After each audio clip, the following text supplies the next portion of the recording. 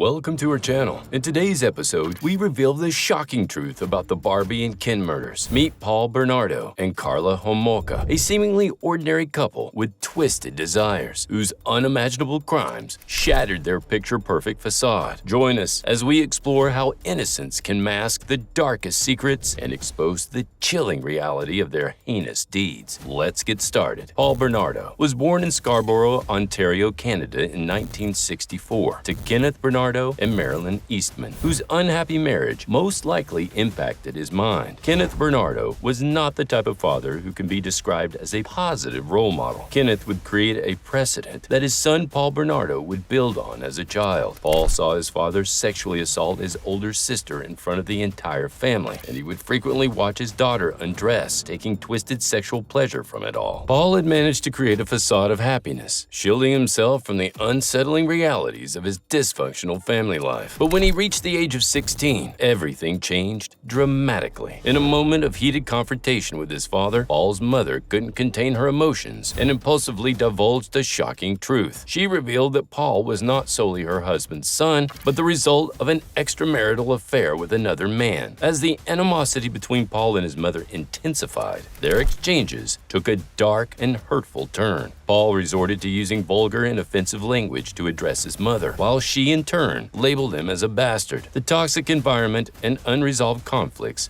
further deepened the psychological damage Paul had endured since his troubled upbringing. The year 1987 marked a pivotal turning point in Paul's life. Not only did he secure his first full-time job as a junior accountant with Price Waterhouse, signaling a step towards stability in adulthood, but it was also the year that fate brought him face-to-face with a figure who would play a sinister role in his future. During this critical time, Paul crossed paths with Karla Homolka, who would become his accomplice in the disturbing events that would follow. In the early days of that year, Paul's life took a bitter turn when his girlfriend Jennifer Thompson decided to end their relationship. Paul knew it was best to stay away from her. Following the breakup, Paul underwent a disturbing transition. Instead of pursuing consensual relationships, he took a horrifying path, seeking to forcefully assert his desires upon unsuspecting women. Tragically, his first recorded victim was a 21-year-old woman. Paul had been stalking her late at night, following her from the bus stop to her parents' home where he had his way with her. Barely 2 weeks later, on May 14, 1987, Paul repeated his heinous act, targeting another innocent victim. This time, it was a 19-year-old woman who had also disembarked from a bus at night. Unbeknownst to her, Paul trailed her all the way to her parents' home. There, in the privacy of her backyard, he committed another chilling and dastardly act. Despite committing such abhorrent crimes, Paul managed to evade capture on multiple occasions. Astonishingly, he was even released by the police after being arrested, thanks to tips given to law enforcement. Later that year, in October, Paul would meet Karla at a restaurant. Karla Homolka was 17 years old at the time, and many who knew her described her as having sadistic tendencies. Karla was a narcissist who enjoyed being the center of attention. She fell in love with everything about Paul, including his sadistic fantasies. It was easy for Paul to reveal his dark sea secret with her, and she quickly became his eager partner. The events that would follow would show that she was not only a collaborator, but also got sexual pleasure from Paul's heinous actions. Karla would find work as a veterinary technician at Thorold Veterinary Clinic the following year, which would allow her access to a variety of medications that she would administer on many of their future victims. Karla was the eldest of 3 sisters, and her family was close-knit, with her parents being very supportive of their daughters. This bond with her family led to her and Paul staying at her parents' house for multiple extended periods during their relationship. Paul had a terrible obsession with virgin ladies, so much so that it was his ambition to one day have a virgin farm where he would breed ladies for his desires. But when he met Karla and she wasn't a virgin, he was quite dissatisfied, and he didn't mince words about how disappointed he was. Karla was determined to make it up to him in any way imaginable. So when Paul set his sights on her 18-year-old sister Tammy, Karla was ready to go to any length to assist him in obtaining her. Karla and Paul's sinister plans began to take shape with the arrival of their first opportunity in July. With Karla's access to stolen Valium from the veterinary clinic, they hatched a malevolent scheme. They decided to lace Tammy's meal with the sedative, hoping to render her unconscious and fulfill their dark desires. However, fortune seemed to be on Tammy's side that day, as she unexpectedly woke up before their plan could be carried out. Despite this setback, Karla and Paul were not ready to abandon their wicked aspirations. In December of the same year, during a Christmas visit, This is Christmas 1990. Everybody.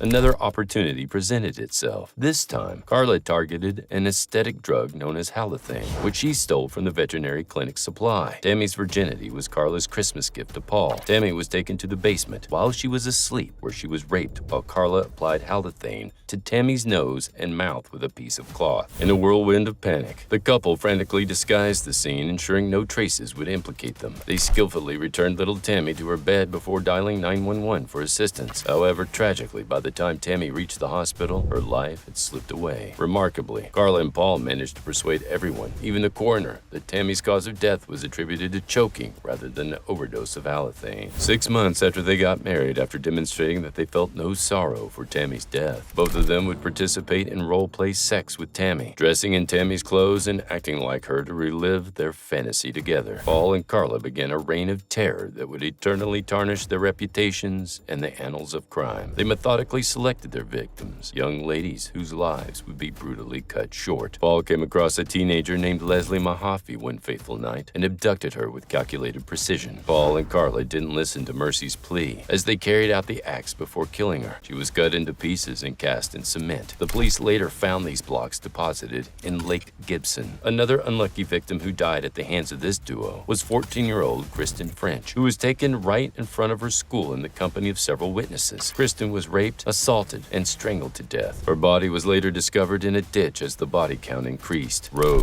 Dread gripped the neighborhood, and whispers of the Barbie and Ken murders spread like wildfire. But Paul and Karla's supposedly impenetrable facade began to shatter. In December 1992, a pivotal and shocking moment occurred when Paul resorted to violence, brutally assaulting Karla with a flashlight, leaving her severely battered. Concerned for her well-being, Karla's parents intervened and insisted she seek medical attention. This incident became a turning point as Karla bravely decided to pursue a divorce, setting in motion a chain of events that would lead to the unraveling of her dark secrets. Fearing for her safety, Karla eventually confided crucial information to her parents, shedding light on the horrors she had endured alongside Paul. In January 1993, Karla sought refuge by seeking shelter with her uncle and aunt in Brampton. It was around this time that the police received a significant breakthrough in their investigation. DNA obtained from Paul Bernardo during a previous interrogation in 1991 turned out to be a positive match, linking him conclusively to the notorious Scarborough rapist. Karla couldn't escape the inevitable. When the police demanded an interrogation, she knew it was time to face the consequences. Faced with the reality of her actions, Karla decided to come clean, providing a detailed confession to her uncle and aunt, revealing the horrifying truth. Paul Bernardo was indeed the notorious Scarborough rapist. With this crucial revelation, the police wasted no time and swiftly moved in to arrest the couple. The shocking revelation sent shockwaves around the world. Well, he was always pleasant. Just a regular guy cutting the lawn, and he looked harmless to me. I'm shocked. I just live right around the corner from him, so sort of scary. Leaving people struggling to grasp how two seemingly ordinary individuals could commit such monstrous acts. The courtroom became a theater for the darkest secrets to be unveiled as the prosecution painted a grim and haunting picture of Paul and Karla's reign of terror. Throughout the trial, the full extent of the couple's depravity was laid bare, shedding light on the immense pain and suffering they had inflicted on their victims. It was a sobering reminder that evil can lurk behind seemingly normal facades. After a thorough trial, Paul Bernardo received a life sentence, ensuring he would no longer have the opportunity to harm the innocent. With his high score on the psychopathy checklist test, it was evident that his capacity for cruelty was deeply disturbing, and he was designated as a dangerous offender. As a result, the chances of his release were highly unlikely. Karla Homolka's case took a controversial turn, as she struck a plea deal that granted her a reduced sentence. Her involvement in the heinous crimes continues to haunt the public's consciousness to this day. She was sentenced to 12 years in prison, and surprisingly,